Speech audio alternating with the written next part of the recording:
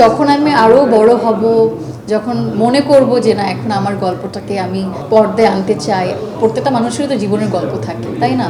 তো আমারও তো অবশ্যই একটা গল্প আছে, ছোট থেকে এই পর্যন্ত একটা জার্নি। তো এই অবশ্যই যদি মনে হয় কখনো যে আমার গল্পটা আমি বলতে চাই, দেখা যায় সেটা তো অনেক বয়স হলে। আমার এত টাকা নেই এখনো প্রডিউস করার জন্য। পরিচালনা, দেখেন আমি অভিনয় করি, আমি এটাই করতে চাই, এটাই ভালোবাসি। পরিচালনা করা অনেক কঠিন কাজ। মানে যারা আমার মনে হয় পর্দায় থাকে তাদের থেকেও বেশি কষ্ট হয় যারা পিছনে থাকে।